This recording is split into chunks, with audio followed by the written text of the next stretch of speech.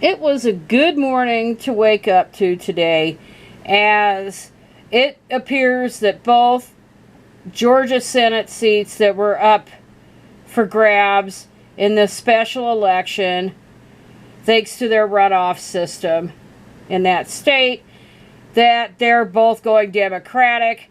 And I would say it's not just a giant FU to Donald Trump, who tried to browbeat, as we know, and was depicted on tape, trying to browbeat the Secretary of State there to find 11,000 and change votes for Donald Trump in the state so that he could try to overturn the election, which isn't going to happen.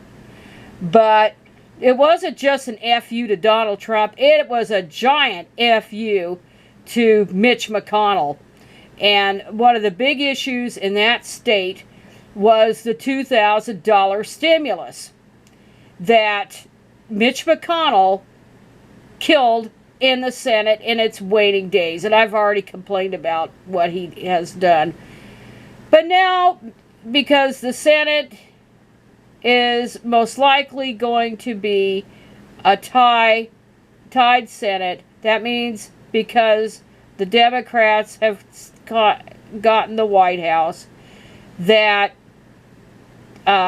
any really close, like 50-50 votes, Kamala Harris as presiding over the Senate as vice president would be the tiebreaker. And let's hope this is the beginning of the Democrats expanding their hold on the U.S. Senate. And I hope in the House they will do the same in 2022. I think the pandemic, as much as issues like that idiot defunding the police, had a big impact on them losing seats, because Democrats took the pandemic more seriously than Republicans did. And so they did less of a ground game. But this is quite an achievement. Warnock was kind of favored to win over Kelly Loeffler, because Kelly Loeffler was an appointee to fill in the seat, the unused seat, or the remaining term for the Senator Isaacson, I think it was his name. He had some health issues, so he had to resign. But she had a ton of conflicts of interest. Just tons, because her husband's the president of the New York Stock Exchange, and that should have been disqualifying. They should have found somebody else to fill that seat, but probably just as well they did pick her, because that made her vulnerable to losing. So Reverend Rafael Warnock had a lot of name recognition. He's the pastor of the Ebenezer Baptist Church in Atlanta, which was the same church Martin Luther King Jr. Was the minister of. So that he had a lot of backing. He had a lot of name recognition and so forth. Now, Jon Ossoff, I guess I pronounced it right. You know how I am. I love to mangle names. But anyway, he's an impressive young guy. He's only 33.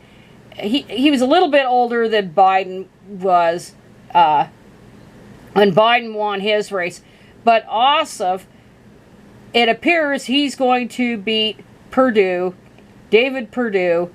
And Perdue, of course, is like royalty. The name Perdue is like royalty, political royalty in Georgia, because he's the cousin of Sonny Perdue, who was governor of that state. So that's quite a victory for John to have beaten this guy.